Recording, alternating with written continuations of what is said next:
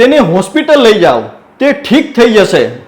હૈયાફાટ આક્રંદ સાથેના કાળજું ચીરી નાખતા આ શબ્દો છે શહીદ વિકાસ કુમારની પત્નીના. માં ભૌમની રક્ષા કરતા શહીદ થયેલા ભારતીય સેનાના બહાદુર સૈનિક એવા વિકાસ કુમારનો પાર્થિવ દેહ હાલમાં જ તેમના વતન પહોંચ્યો હતો. આજીવન જેની સાથે રહેવાના ઓરતા જોયા હતા, તે પતિના પાર્થિવ દેહને જોતાની સાથે જ તેની પત્ની તિરંગામાં લપેટાયેલા પતિને વળગી પડી અને આ દ્રશ્યો જોઈને ત્યાં હાજર સૌ કોઈ ભાવુક થઈ ગયા.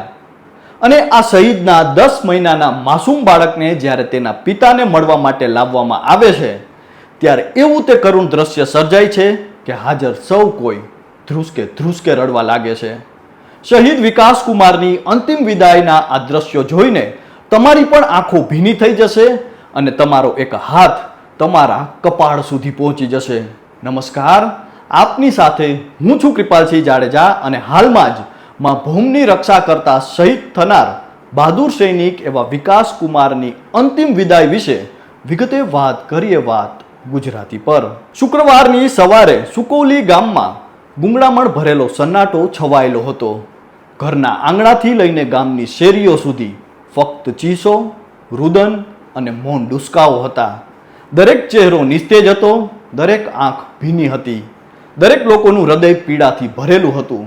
ગામના તમામ લોકો હાથ જોડીને અને માથું નમાવીને ઊભા હતા, કારણ કે તિરંગામાં લપેટાયેલો વીર શહીદ વિકાસ કુમારનો પાર્થિવ દેહ ગામની શેરીઓમાંથી પસાર થઈ રહ્યો હતો.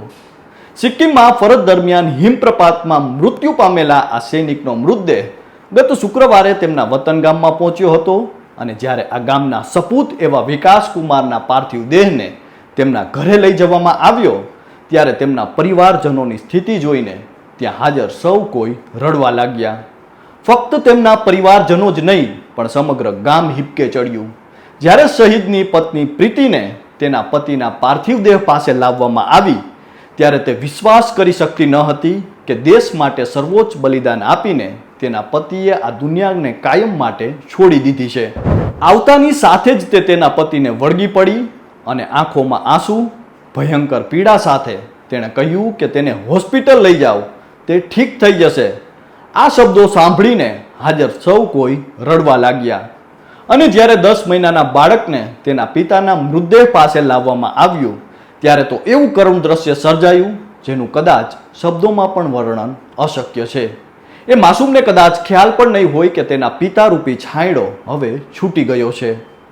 બાદમાં ભારત માતા કી જય, વીર શહીદ અમર રહોના નારા સાથે અંતિમ સંસ્કારની વિધિ શરૂ કરાઈ.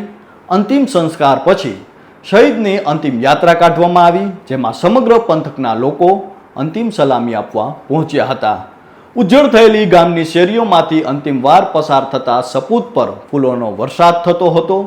વિકાસ અમર રહો જેવા નારાઓ વાતાવરણમાં પડઘાતા હતા અને આ બહાદુર શહીદને અંતિમ શ્રદ્ધાંજલિ આપવામાં આવી. અહીં ડીએમ આશિષ કુમાર ભટગાની, એસપી અક્ષય પ્રસાદ કોંડે, મેયર કલ્પના દેવલાલ, એસડીએમ જીતેન્દ્ર વર્મા, જિલ્લા સૈનિક કલ્યાણ અધિકારીઓ, કરમચંદ સહિત ભૂતપૂર્વ સૈનિકો સંગઠન અને વિવિધ સંગઠનોના લોકોએ આ શહીદને શ્રદ્ધાંજલિ આપી અને બાદમાં મેજર શ્રવણ કુમારના નેતૃત્વમાં કુમાવ રેજિમેન્ટના સૈનિકોએ તેમને અંતિમ સલામી આપી. બધાએ વિકાસ અમર રહેના નારા સાથે તેમને અંતિમ વિદાય આપી અને આ સમયે પણ તેની પત્ની કહેતી રહી કે તેને હોસ્પિટલ લઈ જાઓ, તે ઠીક થઈ જશે. શહીદના મોટા ભાઈ નીરજ કુમારે આંસુભરી આંખો સાથે કહ્યું કે મારો ભાઈ દેશ માટે જીવ્યો અને મર્યો. મને ગર્વ છે કે મારા ભાઈએ ભારત માતાની રક્ષા માટે સર્વોચ્ચ બલિદાન આપ્યું છે. તેમણે ઉમેર્યું કે શહીદની શહાદત આપણે ન ભૂલવી જોઈએ.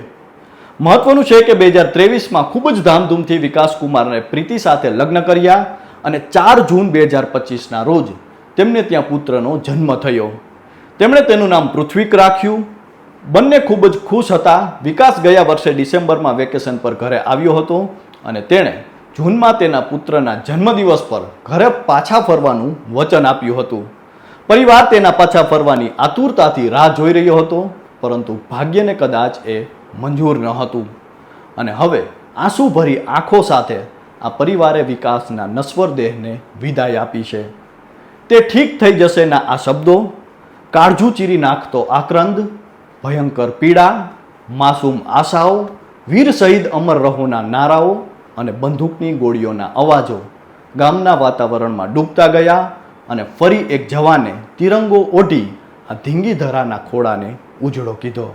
તો હાલ તો બસ આટલું જ. ફરી મળતા રહીશું વાત ગુજરાતી પર.